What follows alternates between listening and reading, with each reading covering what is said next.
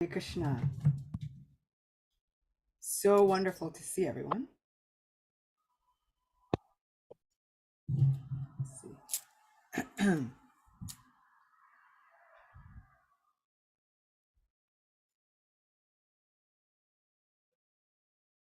My own device is having strange issues. That's fine. Jai,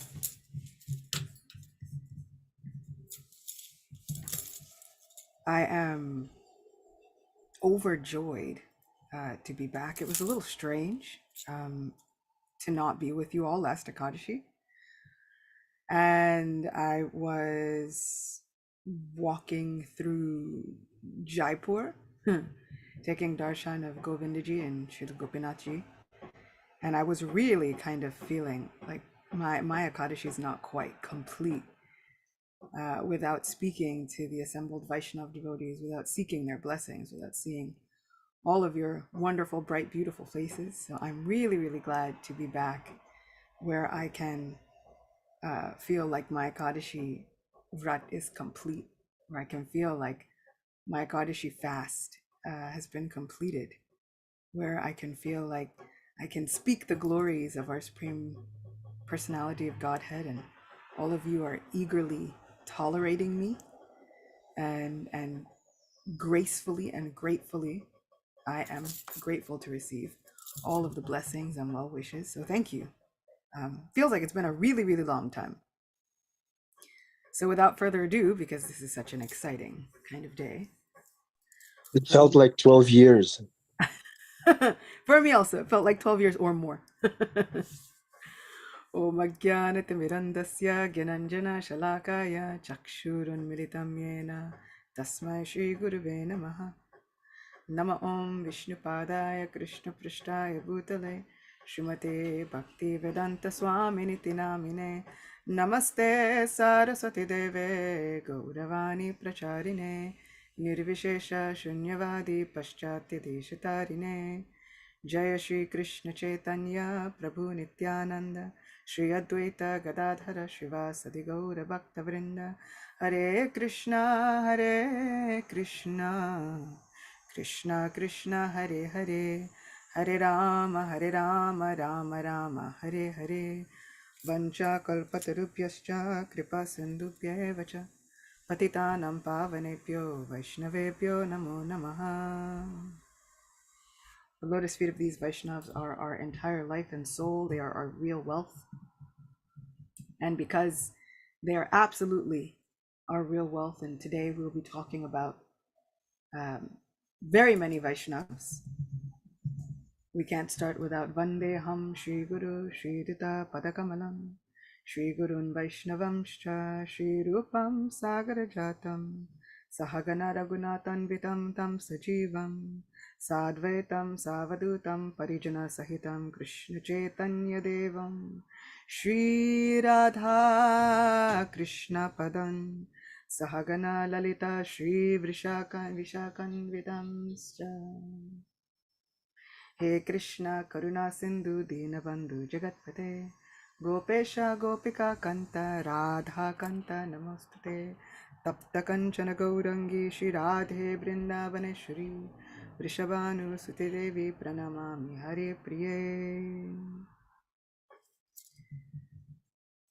So today is Pashankush or Papankush Ekadashi, and this Ekadashi not only is an important Ekadashi because it kind of marks and heralds the coming of Kartik Mas, but today is also the disappearance celebration.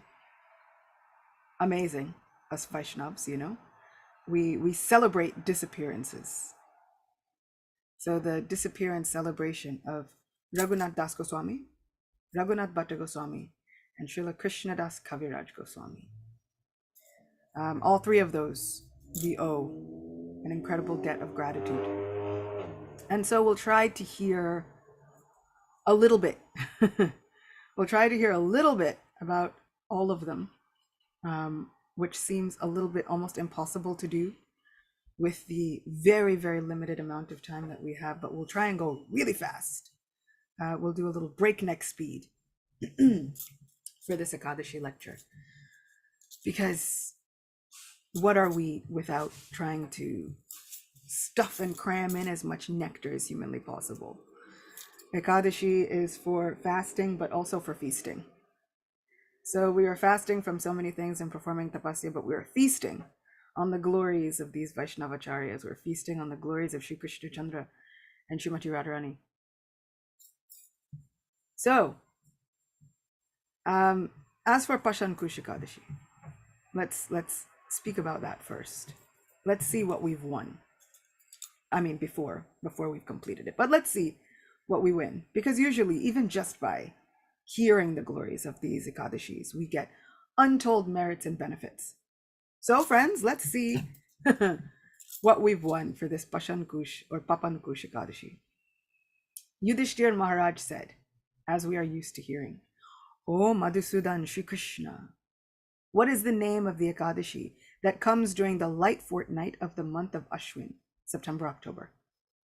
Please be merciful and disclose this truth to me. The Supreme Personality of Godhead Shri Krishna replied, O King, please listen as I explain the glories of this Ekadashi, Papankush Ekadashi, which removes all sins. On this day, one should worship the deity of Padmanabh, the lotus-naveled Lord Vishnu, according to the rules of Archana Vidhi regulations. By so doing, one achieves whatever heavenly pleasures one may want in this world, and at last attains liberation from this world thereafter. Simply by offering one's humble obeisances unto Lord Vishnu, the rider of Garuda, one can achieve the same merit as is gained by performing great penances for a long time, restraining and controlling the senses. Although a person might have committed unlimited and abominable sins, he can still escape hellish punishment just by paying his obeisances to Lord Sri Hari, the taker away of all sin. Usually we hear Hari and we get a little apprehensive, we get a little scared. Hari means one who takes away. But what is he taking away? Because sometimes we think, Lord Hari is only taking away my wealth, my prestige, my family, my hard-earned money, all of the things that have been hard sought after in this world. You know, we've worked so hard for all of these things, and Hari just takes them all away. My Guru Maharaj says that those sirens are a reminder that somebody's having a difficult time in this material world. And so I've never been able to ignore them since. New York is full of them, incredibly full of them. So there's a lot of people having a hard time in this material world. However, somehow, simply by fasting on this Ekadashi, we can hear about the untold merits. The merits gained by going on pilgrimage to the holy tirthas of this earthly planet can also be achieved simply by chanting the holy names of Lord Vishnu. Whosoever chants these sacred names, such as Ram, Vishnu, Janardhan, or Krishna, especially on Ekadashi, never sees Yamaraj, the king of death's punishing abode. Nor does such a devotee who fasts on Papankush Ekadashi, which is very dear to me, see that plutonic abode. Both the Vaishnav who criticizes Lord Shiva and the Shivite who criticizes me, Lord Krishna who is speaking, certainly go to hell. What a warning for us Vaishnavas. I'll read that again. Both the Vaishnav who criticizes Lord Shiva and the Shivite who criticizes me certainly go to hell. The merit obtained by performing 100 horse sacrifices and 100 Rajasuya sacrifices is not even equal to 1/16 of the merit a devotee is able to attain by fasting on Ekadashi. So just so that we understand how incredibly difficult these sacrifices are to perform, Prithu Maharaj was trying to perform 100 horse sacrifices, and then Indra was stopping him just as he got to number 99. Right? Indra did not want him to perform the 100th one because Indra had already performed so many. And he performed 100, and he wanted that to be his claim to fame. So he's thinking, how can this Prithu Maharaj perform all of these Ashvamedha Yagyas? In fact, they're incredibly difficult to perform, just even one. What to speak of 100? And so Indra was putting all of his energy into stopping Prithu Maharaj. And finally, the Brahmanas come and they ask Prithu Maharaj, please, please stop performing this sacrifice, because Indra is not going to stop what he's doing, and that's creating such a disturbance within the universe. Prithu Maharaj had to surrender and stop for the satisfaction of the Supreme Lord. He had to give up this wonderful tapasya, this austerity of performing such sacrifices for the pleasure of the Supreme Lord. Thereafter, he gets a personal darshan of the Supreme Personality of Godhead. So, performing 100 of these Ashvamedha Yagyas is unheard of. But just by performing this one Ekadashi, we get so much more merit than performing even 100 Ashvamedha Yagyas and 100 Rajasuya Yagyas. Yudhishthira Maharaj had to seek the blessings, the guidance, the approval of Lord Sri Krishna just to perform one Rajasuya Yagya. Imagine performing 100. And then that's not even equal to 1/16 the merit you get just by fasting on this Ekadashi. And under the auspices and the guidance of Srila Prabhupada, we are fasting simply just grains and beans. If you can't fast from everything and water altogether, no problem. Drink water. Okay, no problem. Have fruits, milk. Okay, no problem. Have potatoes even. Just fast from grains and beans.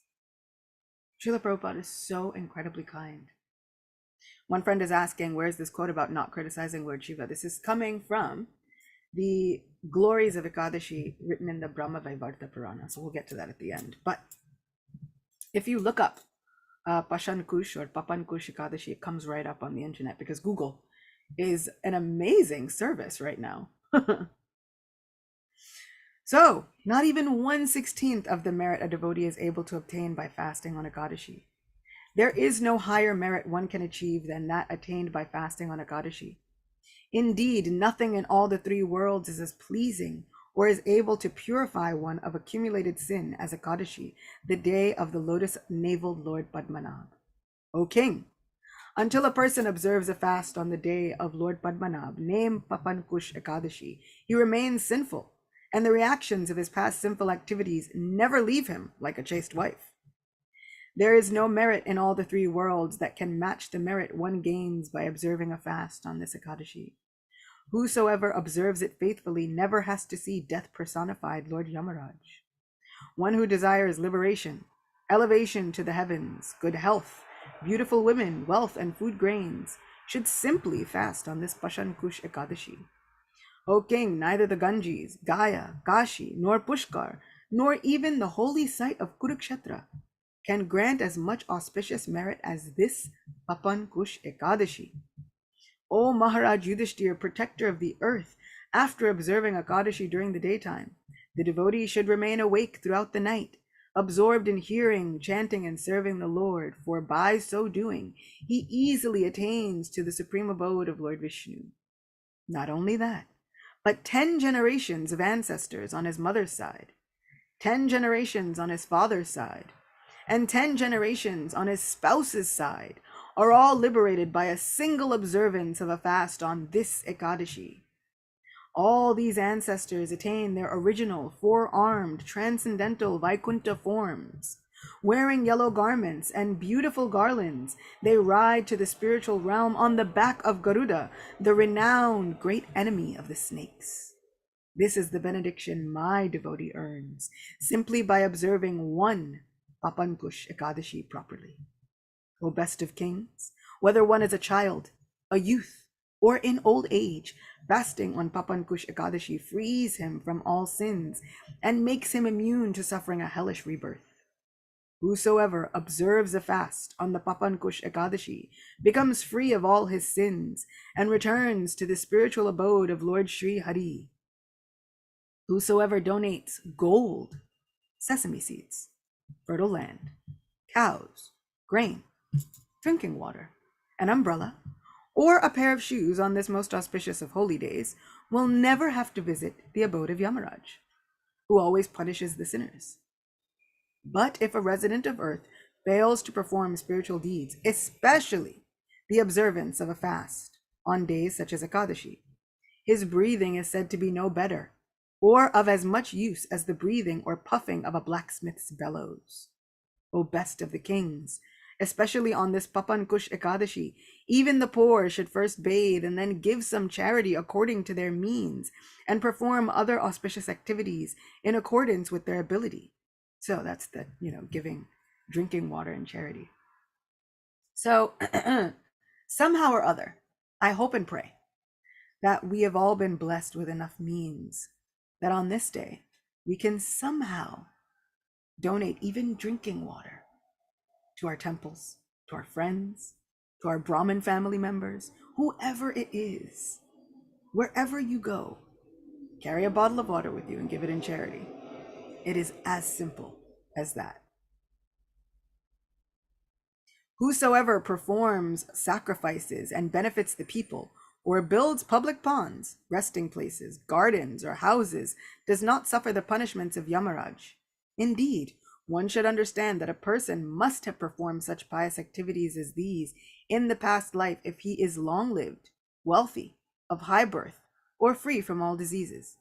But a person who observes Papan Kushakadashi goes to the abode of the Supreme Personality of Godhead Vishnu. Lord Sri Krishna then concluded, "Thus, O saintly Yudhishthira, I have narrated to you the glories of the auspicious Papankush or Pashankush Ekadashi. Thus ends the narration of the glories of Pashankush Ekadashi or Ashwin Shukla Ekadashi from the Brahma Vaivarta Purana." So we are getting untold merits and untold benefits simply by hearing the glories of Ekadashi, simply by fasting during this Ekadashi, simply by giving a little bit of charity, sesame seeds, drinking water, an umbrella, whatever it is, give in charity. And some of these things might seem strange for us today with our friends, but don't let it be. Allow it to just give us the benefits. We somehow or other can all gain incredible amounts of benefits just from this Pashan Kushakadashi.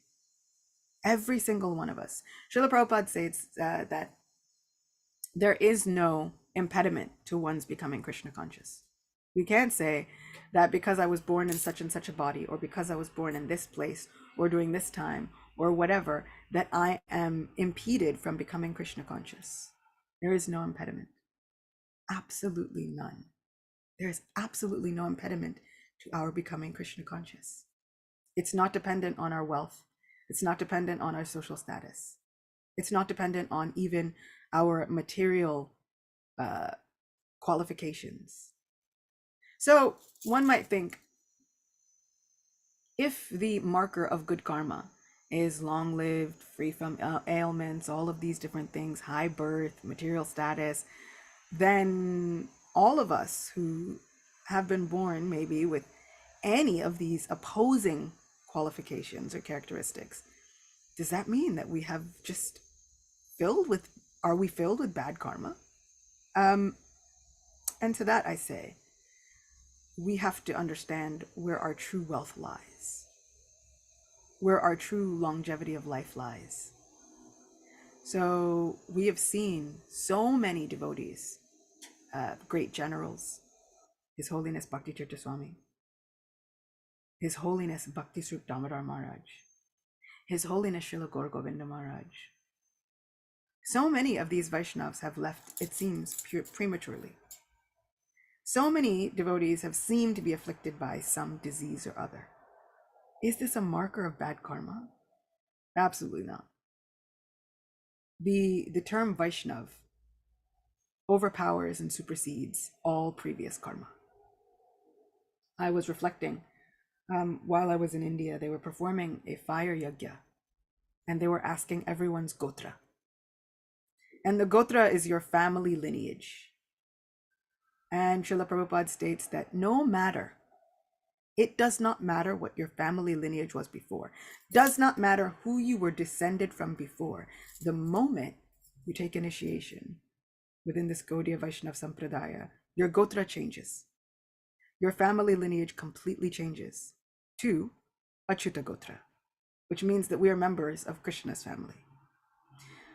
The term Vaishnav overpowers and supersedes everything else that was before. So Srila Prabhupada would often encourage so many of his disciples, especially the women, right? He would joke with them. They would hear something that would seem opposing to women becoming Krishna conscious or women being God conscious. And he would ask them, isn't that so? He'd say, yes, Srila Prabhupada. But really, he would remind them, you are not women, you are Vaishnavis. The term Vaishnav overpowers and supersedes everything else. So no matter what the outward characteristics look like, no matter what our outward disqualifications look like, because we have taken shelter of the Vaishnavas and the Vaishnavacharyas, that supersedes everything else. There is no karma that is more powerful, that can overpower the blessings of the Vaishnavas. Speaking of the blessings of the Vaishnavas, we now get to journey into some of the lives of the Vaishnavacharyas as quickly as humanly possible. And we'll start with Raghunath Das Goswami. Raghunath Das Goswami and Raghunath Bhatta Goswami are two different personalities. But we'll start with Raghunath Das Goswami. Raghunath Das Goswami was the son of a landowner and the nephew of a landowner. And his family had ties with like tax collection and all of these different things. They were making money. And Raghunath Das Goswami was not very interested in that at all. He kind of wanted to run away and join the circus of Mahaprabhu's movement. And this was not something that his family really wanted. Every time he would run away, they would devise a plan to bring him back. And then he would run away and they would drag him back. And for a while, he got involved in settling the different money lending issues and tax issues and all of this business-like issues. And for a while, he looked like a very good businessman. But inwardly, he was always kind of looking for a way to make his great escape. Even though outwardly he looked like such a great businessman. And I was kind of thinking about the Apostle Matthew when I was reading this. Many say that the Apostle Matthew was a tax collector. And he was also kind of dealing in this worldly business mindset. And finally, at one point, Jesus comes and all it really takes is one look. Jesus asks, follow me. Matthew leaves everything behind. Raghunath Das Goswami really tried to leave everything behind and it was not working. Finally, his family said, we'll tie him with ropes. You know, he's lost all of his composure. He's lost all of his senses. Let's tie him up at night, make sure he doesn't go anywhere. And the father even of Raghunath Das Goswami was saying, you know, he's been maddened by this Chaitanya Mahaprabhu. Can anyone who has been, their mind has been turned by Sri Chaitanya Mahaprabhu, can anyone really tie them with ropes? What even can the ropes of material bondage do to a person who has been stolen by the gaze of Sri Chaitanya Mahaprabhu? So when Sri Chaitanya Mahaprabhu sets his sights on any of us, that's it. Our previous life is finished. When Srila Prabhupada has set his sights on any of us, our lives as we know it are finished. Once Krishna has his hooks and his ropes on you, all the rest is finished. Finally, Raghunath Das Goswami made it to Panihati. And in Panihati, he found Sri Nityananda Ram. Sri Nityananda Ram saw Raghunath Das Goswami and he called him, hey thief, come closer. Raghunath Das Goswami was kind of sitting in the back of the assembly, not wanting to really make himself known or cause a stir. But Nitai was calling him, hey thief, O chor, come closer. Raghunath Das Goswami finally came closer. He said, O Prabhu, why are you calling me a thief? Nitai said, because you are a huge thief. You were trying to go and serve Sri Chaitanya Mahaprabhu without first coming to see me. This is a great theft. You're trying to serve the master. You're trying to serve the Supreme Lord without first seeking the blessings of the spiritual master. This is thievery. And so This is why your plans have not worked until now. Every time you've tried, someone has tried to pull you back and hold you back. It is because you have not sought the blessings of myself, Sri Nityananda Prabhu. Amazing. Incredible. We can kind of see how trying to go and serve the Lord on our own could create many, many obstacles. We need a teacher. I get many, many questions. People ask, why do I need a guru? I should just be able to figure it out. What about the guru in my heart? Why can't I just go on? And to that, I say many, many times, if we wanted to learn chemistry, we would go and find a chemistry teacher. We wouldn't be offended that we needed help learning chemistry. So why are we so offended when we need help understanding spiritual tattva? This is more in depth than chemistry and physics, all of it combined. This is the chemistry of the whole material universe and beyond. We are learning the physics of the whole spiritual world. So naturally, we need some teachers. It's completely natural. Why should we be so offended that we need a teacher? It's okay. So there are many pitfalls, however, if we try to do it without having a teacher, right? There are so many obstacles. And one of the glorious things about having a teacher is that the teacher gives you some leniency. Just as Srila Prabhupada has given us some leniency with our rounds, some leniency with 4 regulative principles, some leniency as regards to following even Ekadashi, some leniency as to the holy places that we can visit. Srila Prabhupada has made a way where there was absolutely none. I was sitting in Vrindavan in a reception area, and one pilgrim looks at me and says, "Where do you come from?" I said, "I come from New York." And they said, "Do they have ISKCON where you come from?" And I said, "I'm sorry, excuse me? What?" He said, "Do they have ISKCON where you come from?" I said, "In New York?" They said, "Yeah, do they have ISKCON where you come from?" I said, "Well, not to toot our own horn, but we are the ones who started the ISKCON where I come from. I am very proud to say that ISKCON as we know it began here. This is the yoga pit of ISKCON. This is the very birthplace of all of this worldwide movement, started right here.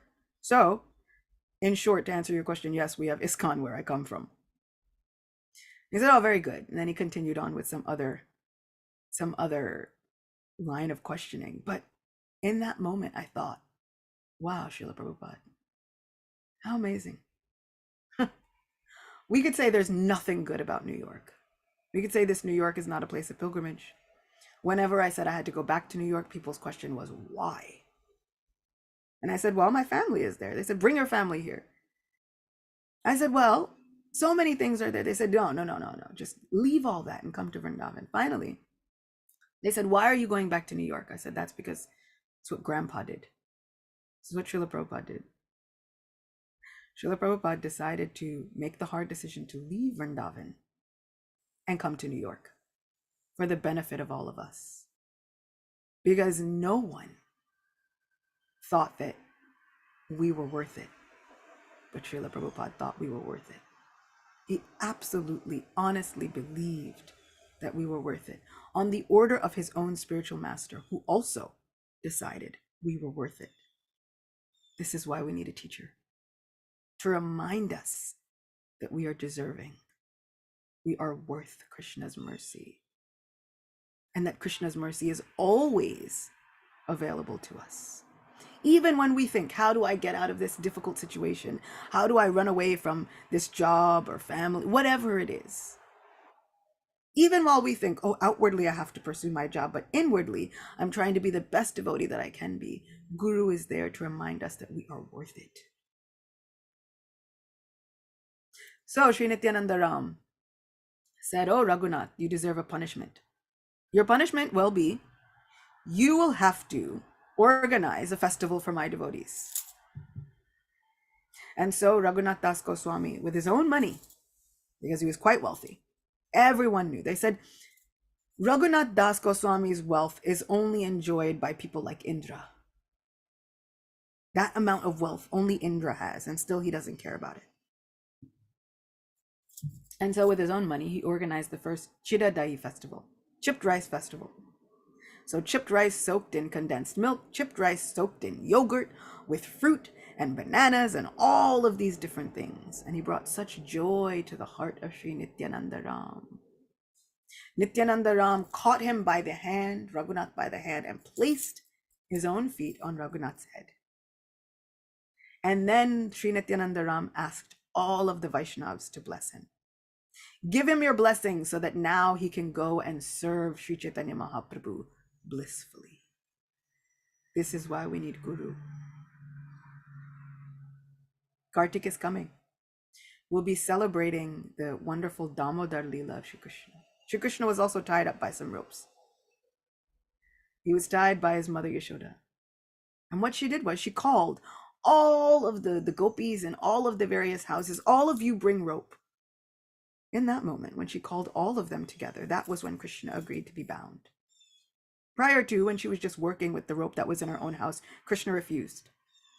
But calling together all of the blessings, the hard work, the teamwork of all of the Vaishnavas, this binds Krishna. Guru calls together all of the Vaishnavacharyas and says, bless this Vaishnav. Everyone gather together, bless this Vaishnav. This is why we need teachers. So the wonderful lesson of Raghunath Das Goswami was, one, we shouldn't become thieves of Krishna's mercy. Let us first go and beg for the mercy of Guru. Let us first beg for the mercy of Sri Nityananda Ram in order to receive the mercy of Sri Chaitanya Mahaprabhu and Sri Sri Radha Govinda. Sri Nityananda Ram is so incredibly kind-hearted and merciful. If we just beg a little bit, he's so easily pleased. We heard that a Vaishnav who criticizes or blasphemes Lord Shiva goes to hell. Sri Chaitanya Bhagavat states that a Vaishnav who criticizes Lord Shiva is like a person who wants to worship Lord Chaitanya without worshiping also Lord Nityananda. Same principle. So we have to understand that the blessings of Lord Nityananda are integral to our lives. The blessings of Adi Guru, the blessings of our gurus, the blessings of our teachers are integral to our spiritual lives. So then also now we have Raghunath Bhatta Goswami. Raghunath Bhatta Goswami was dedicated to reciting Srimad Bhagavatam. Raghunath Bhatta Goswami was forbidden to even write any books.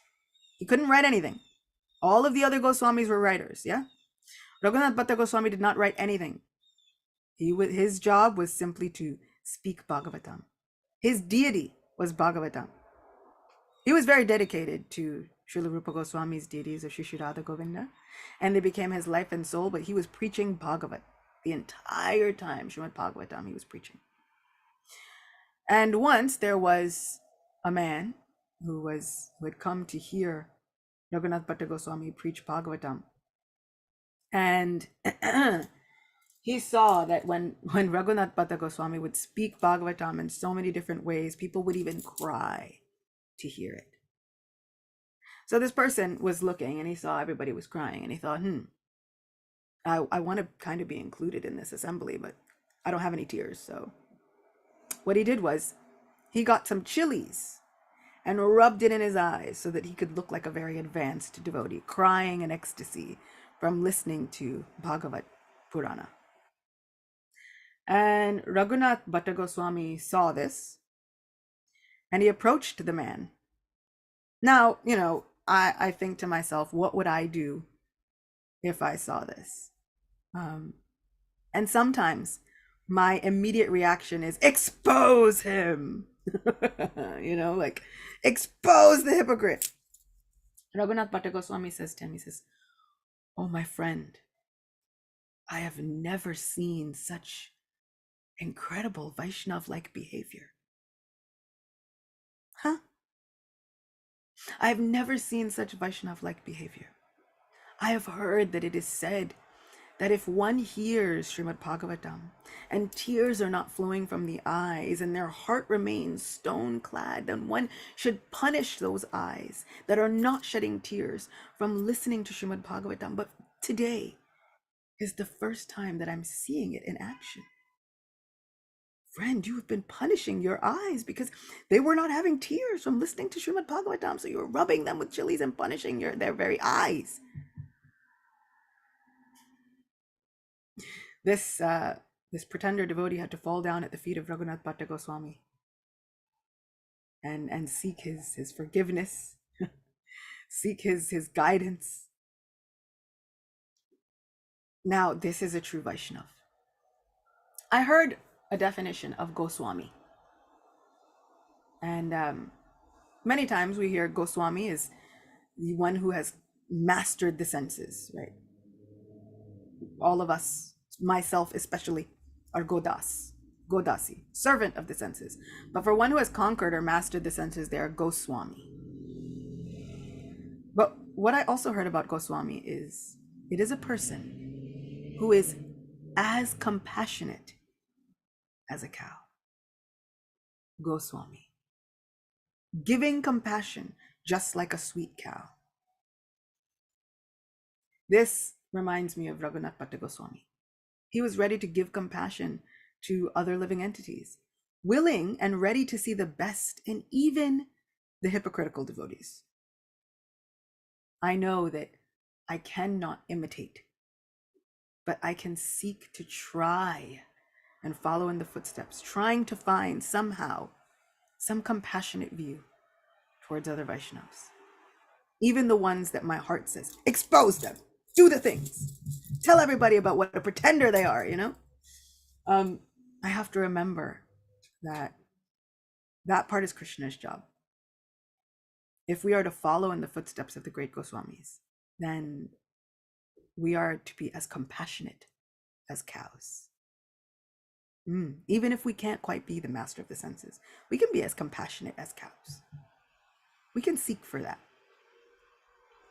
Srila Krishnadas Kaviraj Goswami, at the end of each chapter, says that Raghunath Das Goswami is my guide, my source.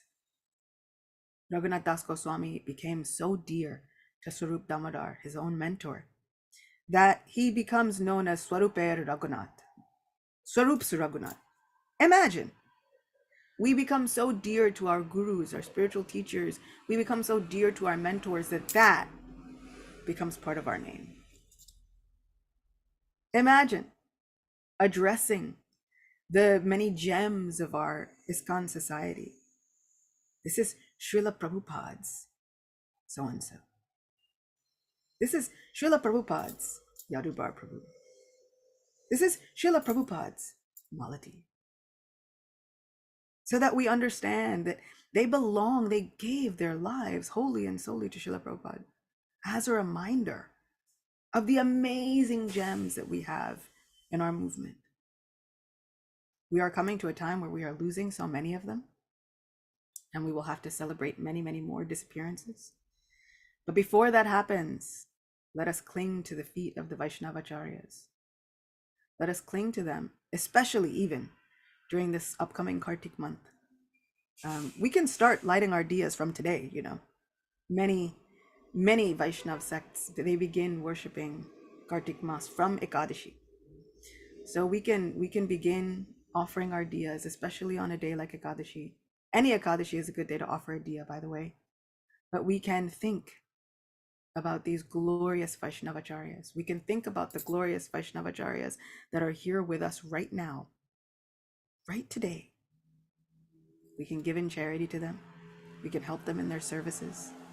We can just think a kind thought, offer up a prayer to those many, many Vaishnavacharyas who belong to Srila Prabhupada, who have built the foundation of this ISKCON movement, which has turned worldwide with their blood, sweat, and tears, with their everything. So many devotees have given their everything. And now, materially speaking, it looks as though they have nothing. But that is not true. They have the blessings of Srila Prabhupada. They have the wealth of Srila Prabhupada's teachings, his mission. They've imbibed the mood of Srila Prabhupada. So they are incredibly wealthy. Let us offer up a prayer to all of these Vaishnava Acharyas, the ones who are still with us, the ones who have departed. Vancha kalpatarubhyascha kripa sindhubhyeva cha patitanam pavanebhyo Vaishnavebhyo namo namaha. Vaishnav Thakur ki jai. Shri Ekadashi Titi ki jai. Vashanku Shri Ekadashi ki jai. Shri Gaur Nitai ki jai. Thank you so much for bearing with me, for giving me your blessings. Anything said incorrect, totally my own fault. Anything said rightly so, glory is given to my Guru Maharaj, His Holiness Srila Raghunath Maharaj. Thank you so much. Thank you, Acyuta Gopi. Wonderful class, so inspiring and hope-giving. Bhakti is very deep, but it's also a circus. Yeah. Chaitanya's movement, circus. Welcome to the circus, dear devotees. We have magicians. We have all kinds of tricksters. Would anyone like to reflect at this point? Maybe Jeffrey Eckler. He looks very enlightened by the class. Hare Krishna. Thank you, Acyuta Gopi. It's beautiful.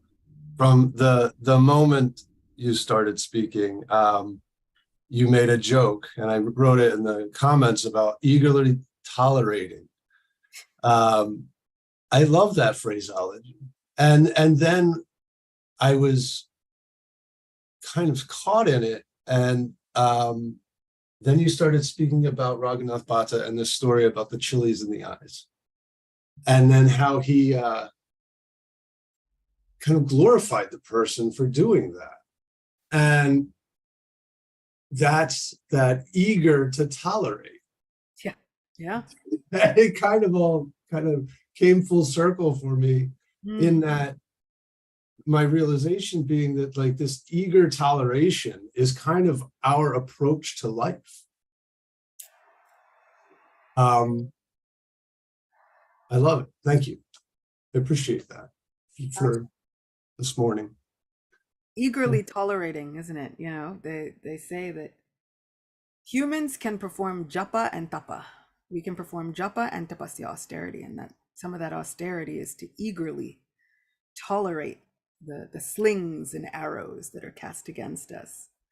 Srila Prabhupada and my Guru Maharaj state, my Guru Maharaj likes to quote Srila Prabhupada in speaking that a person's greatness must be estimated by one's ability to tolerate provoking situations.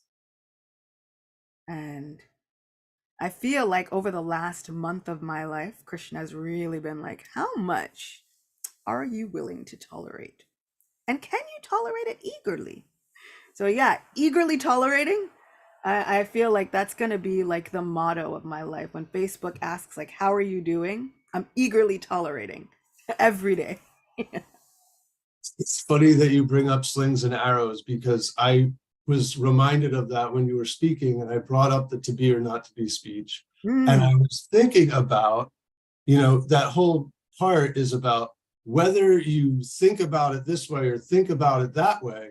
At the end of the day, it's all destroyed by action. Okay, now they can hear the punch. Yeah. Incredible. Suffering the slings and arrows of misfortunes. Incredible, isn't it?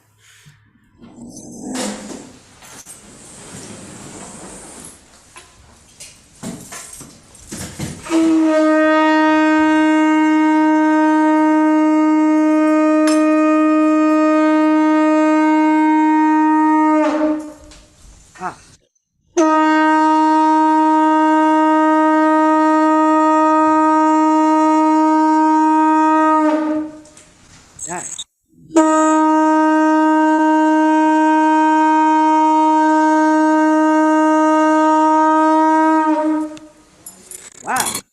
Oh, devotee of wonderful lung power.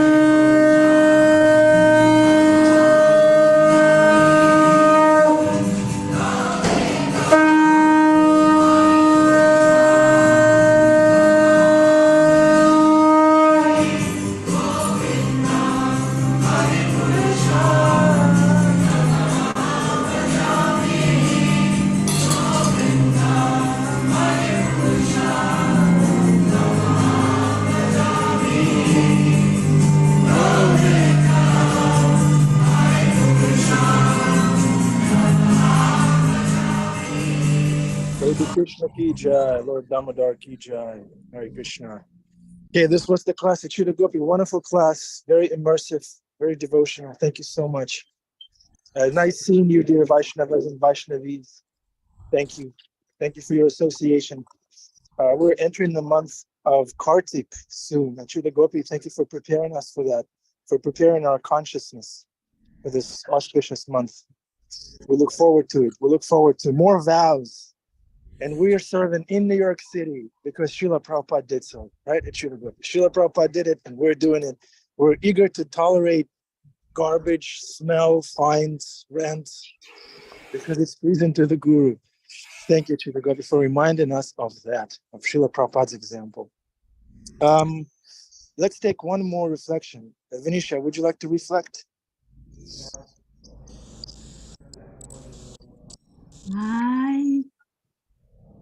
Gather your thoughts. I don't I don't know that I have a reflection. I would love to channel everything that we heard and send it to everyone on their day and hope it carries them like I know it's going to carry me. Hare Krishna.